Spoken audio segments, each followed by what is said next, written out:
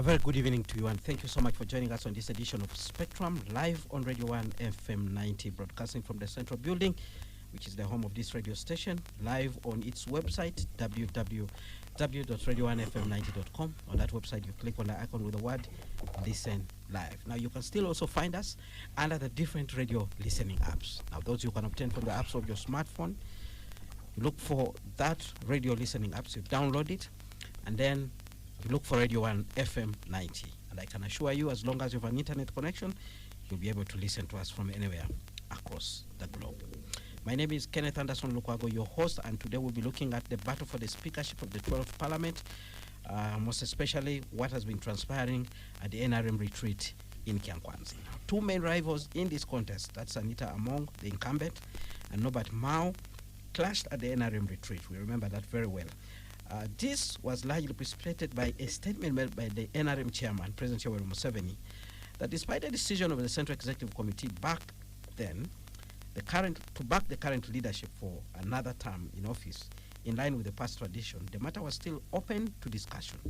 Now, we know there are a number of people contesting for this position who come from the NRM, who have been insisting that they should be allowed to contest, that the past tradition of allowing a speaker to hold office for 2 terms should be quashed. They have their own reasons, including claiming that the current speaker has not behaved well in line with doctrine of leadership and other issues. So they want to run. They want the parliament itself to determine who will be the speaker without the involvement of the Central Executive Committee. But we know the Central Executive Committee normally vets candidates of the NRM, and once they make a decision, that's the person who is presented to members of parliament as their candidates. So we'll be looking at this issue in detail. I have 2 guests here in the studio to discuss this matter.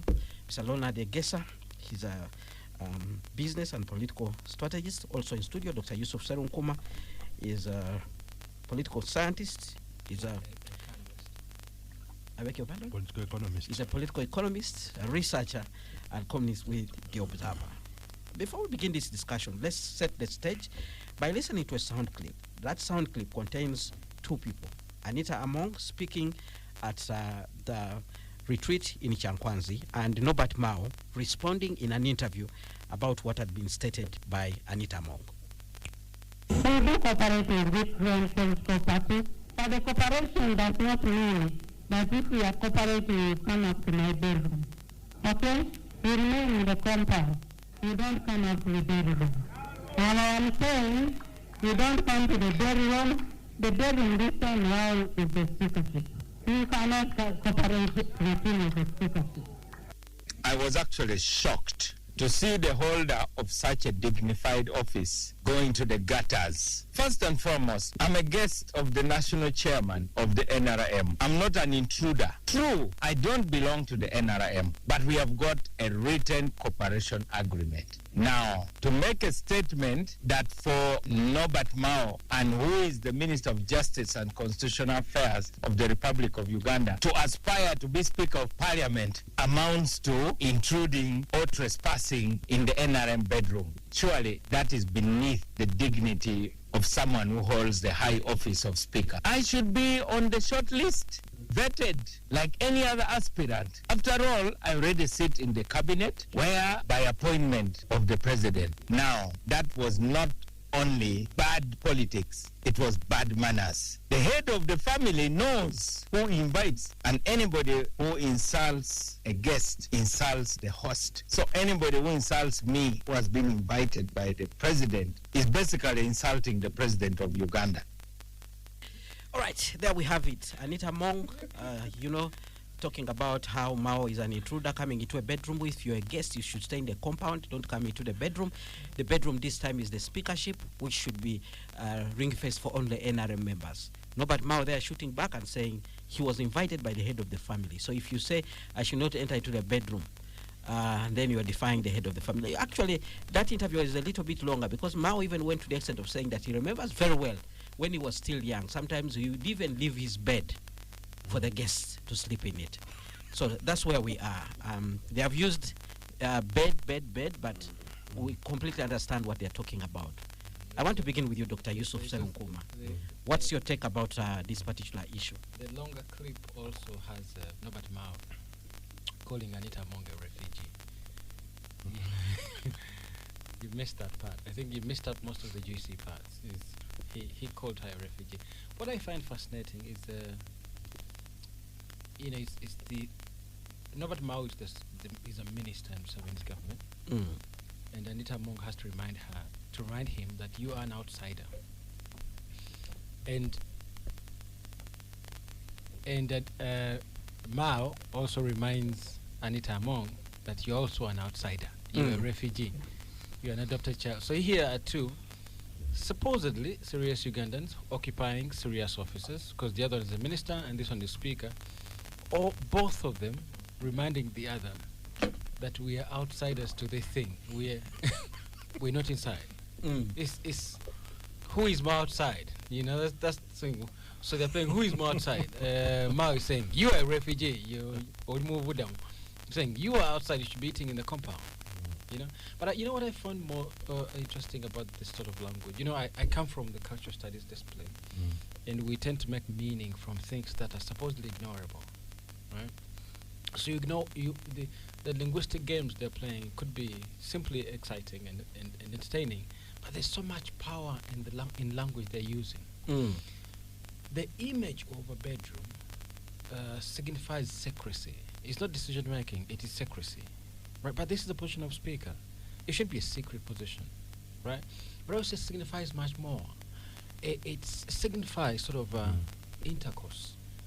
Every time we talk about a bedroom, it's just pleasure, right? It signifies pleasure, resting and pleasure. So you could actually extend this imagery and say the image of a bedroom signifies pleasure, resting, intercourse, copulation, and secrecy. You see, so you can carry this image on. Beyond both of them trying to remind each other that you're the outsider, you could say the imagery is telling. There's much more to this. The other part is that, you see, they are competing to become the other arm of government out of the three, which means they have to be equally credentialed and confident in their posture. But here they are cutting a posture of subservience, of subordinating themselves to a power. So they take the image of children and guests. Norbert Mao, proudly, the man who went to cooperate and negotiate with the man, he's proudly claiming, I am a guest and I should be respected in my guesthood. You see, it's very troubling, because the promise that Norbert Mao gave to the country is that I'm going there to negotiate a transition. And they have an MOU, which means these are two equally credentialed powers. Museveni on the one hand and Norbert Mao on the other. But Norbert Mao ingratiates himself by saying, I am a guest, I should be respected. You see, so you can imagine the kind of politics we're playing in this country, that you have people contending to run, competing to run the other arm of government, which is meant to check the executive. But they have subordinated themselves already to a superior power, because the superior power is the father. They are children. The superior power in charge of the house. And both of them are saying, me, I am a child inside the bedroom, you are a guest. So they are operating from a very subordinate position. You see, these are very troubling things, to see that, we're running a country and the other arms of government are subordinate. In fact, not just subordinate. The people who want to run those are subservient to one of the arms.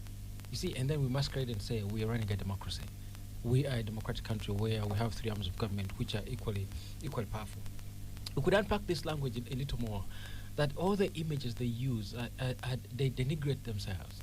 An adopted child. Like maybe you picked on the street.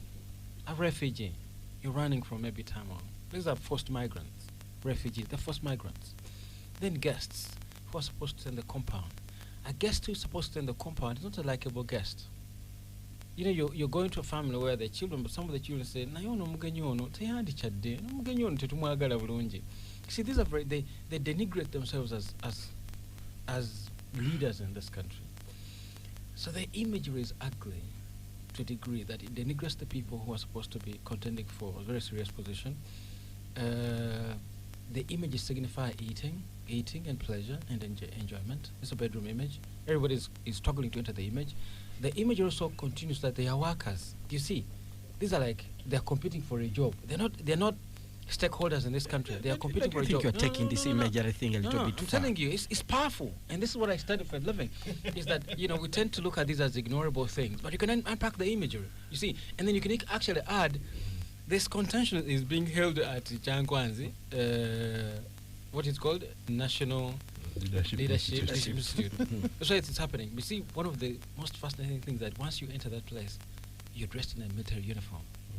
When you're not a soldier, to tell you that we're humoring you, we're going to teach you what we do in the military because we run a military country. All right. And now these two contenders for a job are dressed in military attire, which neither of them is a soldier, which means they're being subordinated. First of all, they're being put in a space where they don't belong and dressed in clothes they don't belong. And then they are bad-mouthing each other. All right. You see, Norbert Mao succinctly said, it's not just bad politics, it is bad manners. We could unpack this image further, and I think the show goes All right. on. Let's go first to Mr. Kesa. Mr. Kesa, very quickly, let's also hear your take on this Let me clash. start by piggy riding on where he stopped. In other words, Dr. Serunkuma is telling us these guys are confirming that we have a monarch, and they're dancing before the monarch.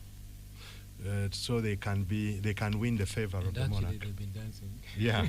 So they're trying to win the favor of the monarch. So which confirms that all the arms of government are firmly under the control of President Museveni.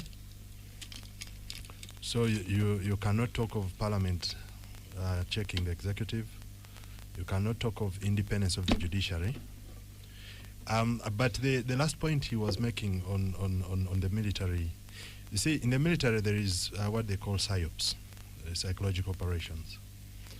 So when these guys go to Changkwanzi, the first thing they do is to give them that UPDF uniform. Inadvertently, they start working your mind to remind you that the ultimate arbiter of power in Uganda is the military. So imagine you are going to head the other arm of government, but you are being made to put on an army uniform. I mean, that's ridiculous, huh? Then you... That has been the tradition of No, Mali for quite being some the time. tradition doesn't mean it's right. Not only politicians, Yeah. even people who go there for Yeah, but it's wrong. It's wrong. The reason we have this let's try to go conversation. beyond that. Let's look at the No, substance. No, let's see, Anderson. let's look for- I think the reason you want us to have this conversation so we can point out these things. Let's look at the substance of the matter. We have two contenders, Norbert Mao, Anita Among. Yes. First of all, we were actually told that issue was not on agenda in Okay. Mali. So the issue Okay. comes up. Okay. Let's try to look at what does this mean. Okay, first. And even How did Mao end up in Changkwanzi? exactly. Let's discuss Yeah. this issue. First, how did Mao end up in Changkwanzi? Something is not adding up. Yeah. And I smell machinations coming from the side of the incumbent. If Mao went to Changkwanzi as a guest of the national chairman of the NRM, then why wouldn't he be given an opportunity to speak? I don't think the person who signed a cooperation agreement with Mao would invite him to go and just mingle and mix with the other NRM MPs. I think it was an opportunity to platform Mao so he can, make his bid for speakership in an environment where, the NRM has control over its newly elected members. So that's what I believed. But before they went to Changkwanzi, of course, I could saw movement. I could see movements. The incumbent speaker trying to, to get so much involved in the preparations of the Changkwanzi retreat. So I'm believing that the reason Mao was complaining about being struck off the list of those who are supposed to speak could be having a hand of the incumbent. Yeah. I have no proof about that. That is just my Your assumption. I'm thinking it could be true, but it could be it could be wrong. So, but for me, what I found troubling is the incumbent's ignorance of how the NRM works. I was trying to submit here on Friday, but of course, time caught up with us. the NRM has been politically promiscuous from the get-go. When they came in '86, they started with the broad-based government. So that's how you got the Paul Kawanga Semo Gereres, the JB Kawangas, and the rest joining cabinet. Anita Mong is talking about a bedroom of insiders. She's forgetting the Deputy Secretary General of NRM was in DP the other day. Rose Namayanja. Is Anita Mong in a more serious bedroom than the party itself? I don't think so. She's a new entrant into the party. So many guys who have been in NRM, so many guys who have been in NRM cabinet have been handpicked from different parties, and eventually they cross over, and that's how it works. So that is the politics of the NRM, fishing from all over the place while purportedly weakening the other parties, and then bringing guys into the NRM, and then they sing louder than the founder members. So now, for Anita Mong to come and claim that Mao is an outsider when she also recently joined the NRM is disingenuous on my part. I don't think she has a point there. Now, that means if we put that out of the way, we have to examine their bid for speakership on two fronts. Before you actually get there, we earlier thought that this was a matter that had been concluded by the Central Executive Committee. But then suddenly the chairman of the party shocks everyone and by saying that this is an issue that is still debated. Thank you very much, Kenneth. Let me remind you, I appeared here when we discussed that issue, and I told you that there is no way President Museveni will co-sign a letter with the Secretary General and it goes out. It has not happened before, and I didn't expect it to happen now. And I told you that is Anita Mong trying to play her games. Yeah? But in his own words. So now, President Museveni, I even remember that time reminding you that President Museveni had a meeting with the military high command. And he mentioned that Norbert Mao is on a fourth attempt to unite Ugandans. So you're now confirming that what I told you actually holds water. Because the same president came to Chankwanzi and said that, I think the SEC had spoken. What happened during that SEC meeting, which is normally the case in most of those meetings, the president left the meeting prematurely and then left the first national vice chairperson to conclude the meeting. So at that point, Anita Mong pushes to see through that resolution. Now, believing that the chairman who started that meeting will have to sign the resolution. So it took time for that resolution to come out. Yeah? So they maneuvered and somehow put out the resolution together with the signature of the president. But I told you that is out of character. So when he comes to Chankwanza and he says that, that issue was concluded by SEC, but it can be relooked at, he's basically disowning the other resolution where his signature was, was showing. So in other words, he disowned the resolution. Oh no, I know you want to speak about the merits of the two as contestants, but I want first to go to Dr. Yusuf Serunkuma on that particular issue of President Museveni showing up Chankwanzi and suddenly saying that, look, this is an issue that is still open. We heard from Lydia Wanyoto, Persis Namuganza, Ali Yon, the lady from Masindi District, Asimwe. They were all pushing and saying, let us contest. And yet Anita Mong's camp was saying, this is a matter that is concluded. What do you make of those dynamics? Anderson, there's a small point in Leonard's language I didn't like. He called it promiscuity. That the bedroom that Anita Mong is talking about. He said it's promiscuous. Let's not go back to the bed issues. No, I just want to correct something. I think it's bad language. I think Leonard meant to say that the bedroom Anita Mong is talking about is very accommodative. It's a very accommodative bedroom. It has invited the deputy speaker, it has invited Sebugwa, it has invited. This bedroom endlessly invites people. Is it a polygamous one? Maybe that's better language than promiscuity. So it's very accommodative. Yeah, so she should know better about the polygamous. That in a polygamous relationship, there are many wives, and I think when we talk about wives in the Islamic tradition, but wives in the traditional sense, there is no number. So many are welcome to this bedroom. So I think that's the point of correction. I wouldn't want you to use Leonard's language of promiscuousness. All right. But Noted. the polygamy and being an accommodative bedroom. Okay. Okay. On the point you said about the president supposedly looking like he's changing himself, right? Nothing is permanent in this country. There's so many calculations ongoing.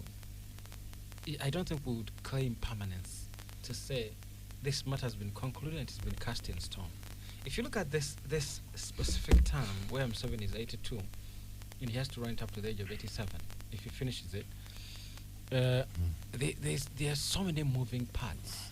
And you see, Anderson, as we're seated here debating the merits and demerits of Anita Mongo, Norbert Mao, even people in the deep state, and but when I say the deep state, I'm very deliberate, because they're the ones running this country.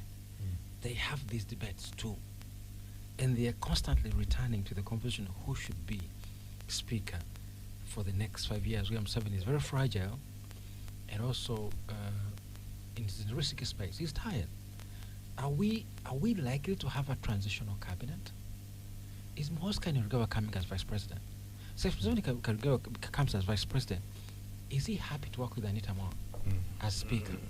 Or he would prefer with a man who is already hobnobbing with the inner circle? You can see, you find Mao in Saleh's circle, you find him in Mhos's circle. Mhos tweeted last time and he said, "My brother, we can find a better position. Get out of the race." So if Mhos is in charge and is taking these decisions, do you think he would prefer Anita Among for speaker? The point I'm trying to build is this. Even if that letter was signed singly by Yoweri Museveni, there's so much water has gone under the bridge, and I'm telling you, they are constantly returning to these conversations too. Just as we were here last Friday and we're back to the same conversation, they are doing the same. They're doing scenarios and simulations. What type of cabinet are you going to have? Should the cabinet reflect on the speakership? You see, and this is my guess. If Museveni feels it in his bones that is likely to run in the next 5 years, active and strong, most likely Intamong will return as Speaker of Parliament.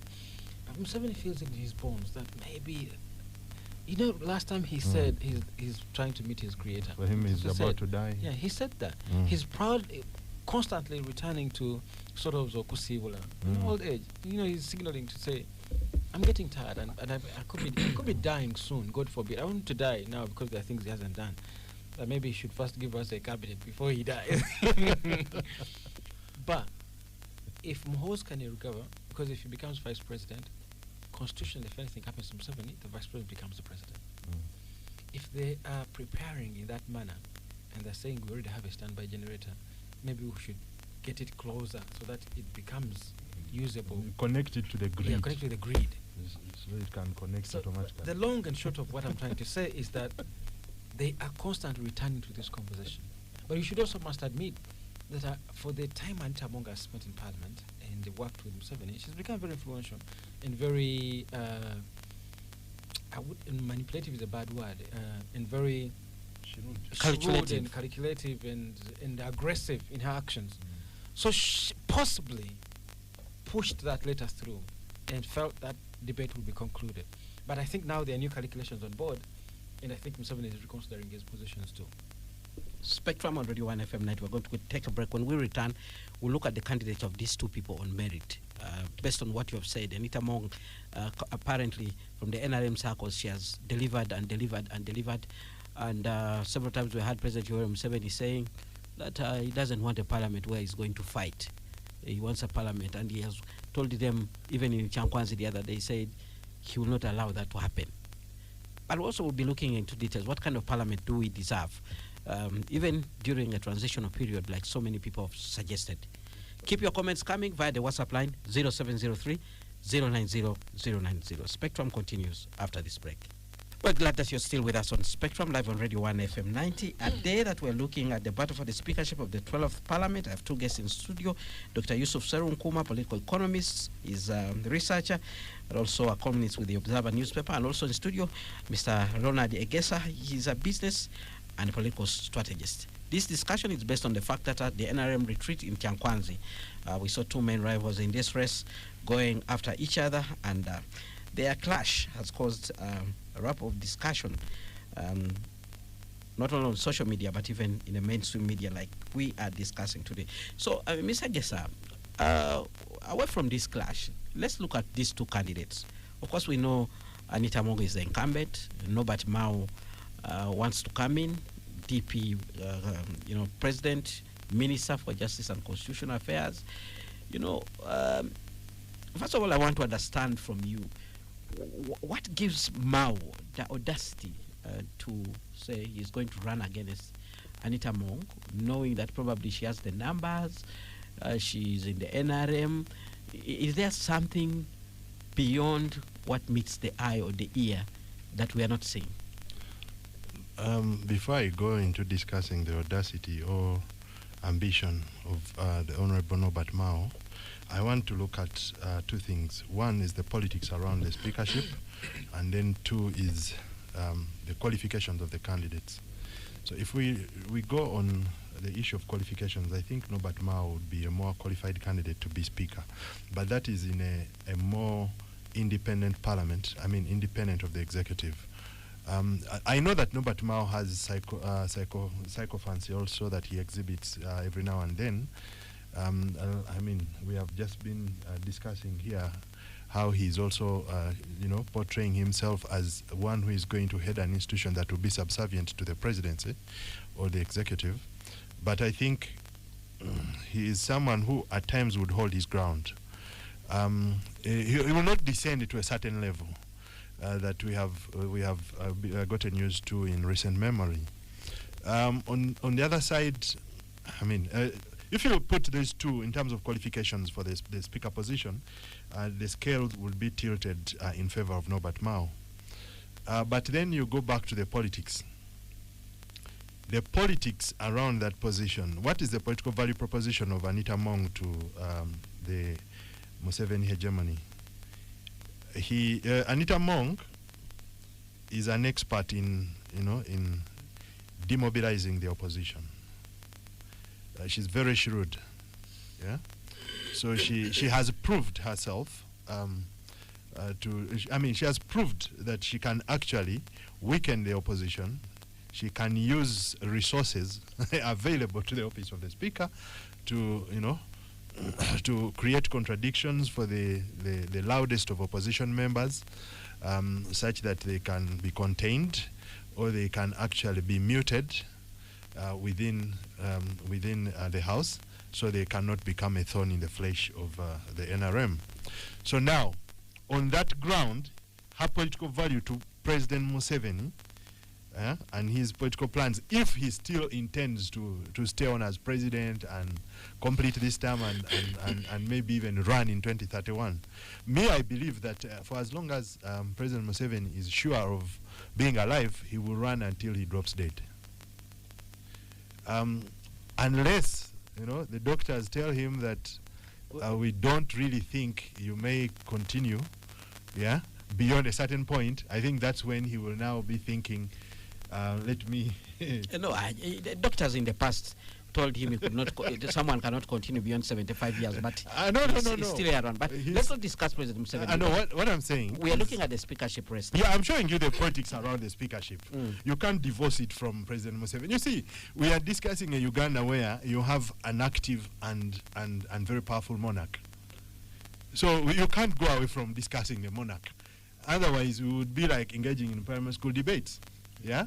So we cannot divorce this discussion from President Museveni because he has his hand written all over. Agreed. Yeah. So Agreed. So now, on the other hand, if President Museveni is actually thinking anything can happen, maybe an act of God or something, and transition is forced, is forced onto his family to manage. So in such circumstances, he might be thinking, and we've been saying this over time, and Doctor is re-echoing the same now, that he might actually think of appointing General MK as his vice president in this term, which also brings the speakership into the same political calculations, because now if President Museveni, a Westerner, is president. Then he gets a vice president who is a Westerner. Remember, Thomas Tayeba, who is angling for deputy speaker, is also a Westerner. Chief Justice is also a Westerner. Yeah. So it means the speaker position and the vice presidents would have already gone. The speaker position then remains for the rest of Uganda. So between northern Uganda and the Teso sub-region, I think northern Uganda has a better bargaining position. And what is in Mao's argument in all this? Mao's argument is that Jacob Olanya did not finish his term. It was their term as northern Uganda to serve as speaker. So, so what Norbert Mao is saying, he wants to come and complete the time that Jacob Olanya was supposed to serve as speaker. That is his argument. So which negates the argument of Anita Among that speakers were given 2 terms, because this does not count as a full term that was available to Anita Among. So in terms of making arguments that are of political relevance to the whole situation, I think Anita Among has very weak arguments. Yeah, but of course she understands how to mobilize guys to support her cause. So I think Anita Among is a better mobilizer, a better campaigner than Norbert Mao. Okay. Though at the end of the day, like I've said before, if President Museveni decides that Mao will be speaker, Mao will be speaker. Right. He will whip the NRM in that direction. All right. Yeah, if he decides that Anita Among continues and that is what is favoring his short-term and medium-term political ambitions, then Anita Among will proceed, and maybe Norbert Mao will surface in another position, which could mean that Moses Kainerugaba does not become vice president. Right. Maybe Norbert Mao could sit in that position. All right, let's go to Dr. Yusuf Serunkuma. Same issue. You look at these 2 people. Who stands a better chance, and who would you want to see as speaker? Oh, one of the, nowadays I'm fond of talking about pretensions, like mutually agreed fakery. That we agree to fake ourselves and go into some of the circus. The shoving and pushing we're seeing in this race works on the assumption that at the end of the day, the people in parliament will decide who becomes speaker. Yeah. But ideally, we know that the deep state, and I think that means Yoweri Museveni. Yeah. Although now I'm becoming not sure about Yoweri Museveni being in charge of the things. So I think it's a friend of mine was making jokes that, you see, some of us tend to think that Museveni is so old, but he's still in charge of these things. And nobody advises him on who becomes minister or who becomes anything. That maybe, as is fidgeting with the finalists, Salim Saleh is standing at the door, peeping and seeing who's on the list, and blocking whoever wants to enter and influence decision making. But the man is still in charge. So one of the fakeries we have is that the assumption that people in parliament are going to vote. Clearly, they're not going to vote. It will depend on who Museveni and those around him feel should be speaker. Now, that's a different conversation if we say who merits being speaker. The question is, who we're now second guessing the guys in the deep state. Who do they want to work for them? Who do they think of these 2 is the best employee? So I think this is the calculation. And I'm going to go back to the point I made at the very beginning. It depends on how Museveni feels his energy. The calculations he's making towards, because you see, the only thing Museveni has to deliver to this country, which the country is anxiously waiting for, is the transition. And you see, you realize that most of the people in the public domain, maybe us here, are really discussing the transition. But I can guarantee you the deep state is constantly returning to this question. This is why they allowed a thing called PLU, aka the standby generator, to take root. You see, because for them, I think they're starting to see how do we protect our interests.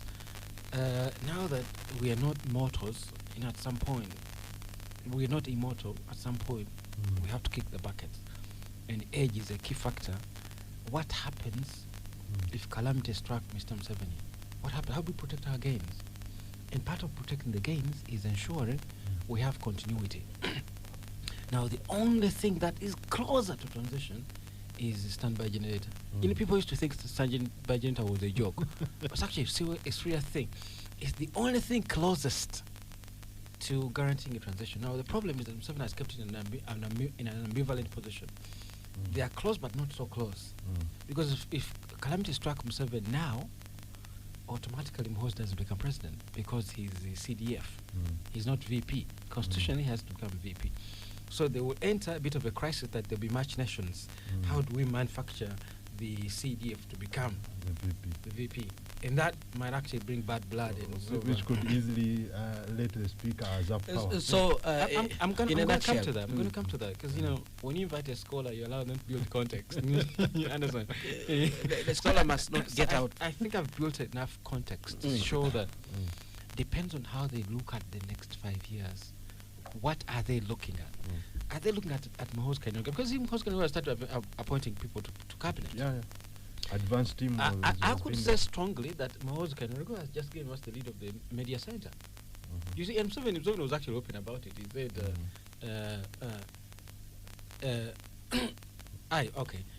and Museveni was open about it, that Muhoozi Kainerugaba asked me to have a new media center. So if that's the kind of policy we're into, that Muhoozi has actually taken root in sort of even informing the cabinet, I am sure the factor called transition features prominently in the conversation of who becomes speaker. So that implies that Muhoozi then has a say when he tweets and says, "Mao, get out of the race. We can always find you another position." But there are countless times when Muhoozi has eaten his words, his tweets. All right. So at the end of the day, who do you think I don't want has to an go, edge? I don't want to go into the merits and merits of these people. I think both of them are credentialed, depending what the system wants them to deliver. Yeah. You see, Leonard, succinctly told you the achievements that Anita Among has done from Museveni, and those are undeniable. But is that what Muhoozi also wants Anita Among to do for him? You see, if Muhoozi, and I think Muhoozi has a bit of, I don't want to call it panache, a bit of style, but I think his age is going to impose certain things onto him. You see, age will impose upon him a bit of flair, a bit of flamboyance, a bit of style, a bit of, we gotta do things. And I think Mao offers him that. See, Mao offers him flair, Mao offers him flamboyance, Mao offers him good spokenness. You see, and if Muhoozi and Mao can travel to the United States. Exactly. That's also a good point. And you see, Mao and has networks in the United States. I don't know how many times you've invited the speaker Anita Among to come on your show, but Mao can appear here with us. Mao can hold the debate to the very end. So Muhoozi may want to be performative in that context and would want to work with the speaker. And you can imagine now I'm actually talking about Muhoozi as president, you see. So Muhoozi may prefer in influencing the decision making at present that he would rather work with the speaker who gives him the kind of flair and appearance that Mao would give him. But to the country, and this is the serious point for me, if Anita Among gives Parliament its right identity, Anita Among works in sync with that Parliament, both opposition and proposition. The people that Museveni wanted, you sleep and wake up and vote. Their best embodiment is in Anita Among. The people, you see, I've often told you about Parliament being the bribe. But if Parliament is actually the bribe, the best symbolism, the best head of that Parliament is Anita Among. Now, the problem for me is that if Mao becomes speaker, Mao is going to be confusing. You see, Mao sends wrong signals. Because you see, Mao would sort of pretend to be sort of accountable and would want to explain everything. He has a bit of arrogance about him. Yeah. And it will be confusing for the Wananchi. All right. Because you see, this Parliament, what we've done, I think members of the Actually, opposition, Mao would be a reincarnation of Rebecca Kadaga. to a degree. To What we have done so sufficiently, I think people in the opposition have actually been also very proud of this one. They've kicked out people who read books and speak good English. They constantly told us that the people who are well spoken are part of the problem. The elite are the problem. Kizza Besigye famously said, and I think it was misunderstood. But the elite are the problem. And so we have tried to, what is the antidote for elitism? So sort of dump down Parliament, including people in the opposition. They're proud of this. The elite are the problem. All other talk is political gymnastics. Mao should wait for 2031. Maybe he will become deputy speaker to Taewa. For now, he can only remain in cabinet or get elevated to deputy prime minister if the massive Acholi card comes into play. That's Aboki Fred with that comment. Anita Among was implicated in Mabati scandal and her image still tainted with corruption. So to me, she doesn't merit the office of the speaker. Ilado Joseph listening in from Tororo. On record, her name was mentioned, but she was never taken to court. And that's what we remember about the Mabati scandal. AM Seduga Roysin, good evening, Spectrum. I totally differ with one of your guests about region balance, about the speakership. It is going to be the one who is loyal to the party. It does not matter, even if they are coming from Western, as long as they are loyal, they will be supported. That is, as long as they are loyal, they will be supported. That's a comment that comes in from AM. But when you sleep in a royal bedroom, I think you also become a royal. well, gentlemen, there's actually one minister I was speaking to, and he was trying to analyze what had transpired in Chankwanzi. Maybe. And the minister was saying that probably the statement of President Yoweri Museveni to open up this discussion has completely ignored one particular person who is in this race. And they were saying we should not even look beyond Thomas Tayewa. Okay, there's that bit, but I don't want to go there. There are two things I have remembered which I think I wanted to talk about. One, the argument of the Right Honorable Anita Among that Norbert Mao is in the should stay in the compound actually negates her argument just a few months ago when she was running for the second national vice chairperson. Yeah, she was saying seniority does not matter. Yeah. So the time spent in the bedroom does not matter according to her. What matters is what do you bring to that bedroom. That was her argument. When she was contesting against Kadaga. Yeah, when she was contesting against Kadaga. So it's quite ironical that she goes back and again wants to reason like Kadaga now when faced with a challenge from Norbert Mao. The other thing I want to talk about is that I think President Museveni is just playing his cards here. And I think on that basis, he has already made up his mind that Anita Among is going to return as speaker. Why am I saying he's playing his cards? One, I want us to join two things and look at them together.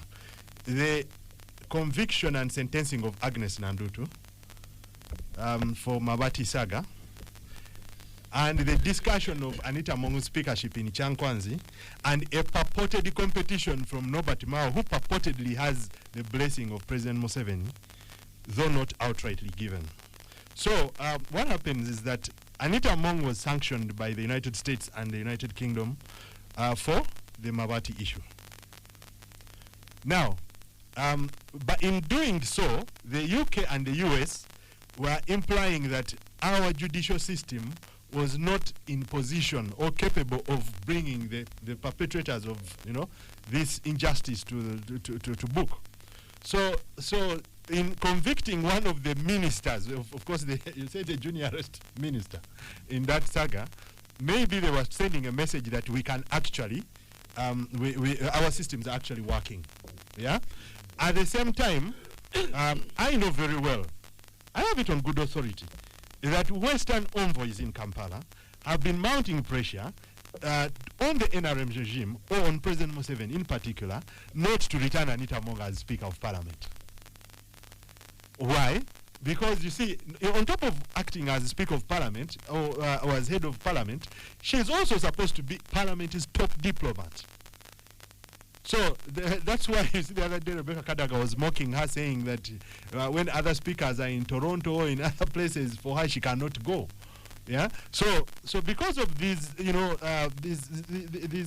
pressures from all these places, I think President Museveni decided to play smart.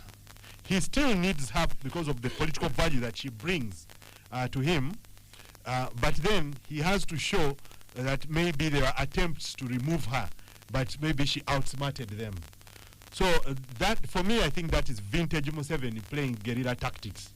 But in his political calculations at the moment, and that could explain the tweet you are talking about, a sudden change of heart by the standby generator, saying that maybe Norbert Mao should wait for another position and then Anita Among be left to run as speaker. Yeah. Dr. Serum Kuma. Anderson, this is the dilemma of the analyst. That we don't have so much information to work with. Yeah. That we need to speculate on what is happening behind the curtains. And I think that's the far that we can go. The treaty was almost scripted. You don't know, because this is the third arm of government. I don't know of any other position bigger than the third arm. You see, so the treaty was scripted to that degree. Maybe vice presidency, because your heartbeat away from power. But it's something fascinating, and listening to Egesa, I got the sense that Museveni could be bullying Anita more by staging competition against her for more concessions, which I think would be unfair, because this woman has delivered tremendously to whatever Museveni wants. Museveni says jump, she says how hard.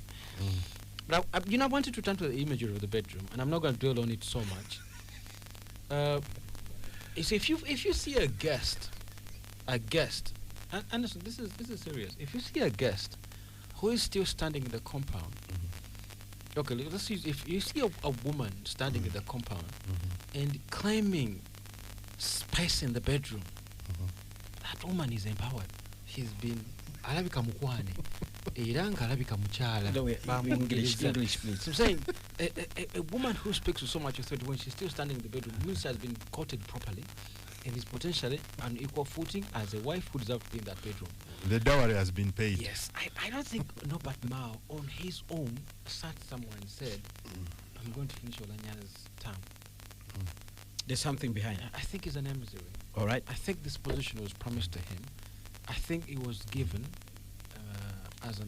as the serious negotiation behind. Okay. Return to Parliament, go and compete, and then from there you come to Parliament and become Speaker of Parliament. I think he didn't just all of a sudden say I want to become Speaker, and he supposedly managed to convince the powers that be to support him the way he's being supported, to the point of even being invited to this space where NRM MPs are hanging out.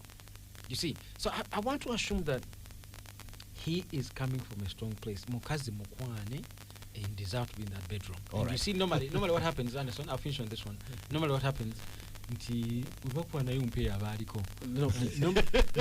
normally the newest in the affair is normally the one trending. So Mao is trending. I worry that Mao, with his oratory eloquence, his packaging, his flair, his debating competence, All right. presented such a persuasive package to the powers that be, and they say, for the sake of it, our Anita Among is still doing a wonderful job, but she has been soiled by sort of the politics around her, Agora exposure, the sanctions. We have to bring this Maybe discussion to now an it's end. about to get a new bride. Thank you, gentlemen, for sparing time to be here actually to discuss this issue. And I want to thank the listener for tuning in, but also contributing to this discussion.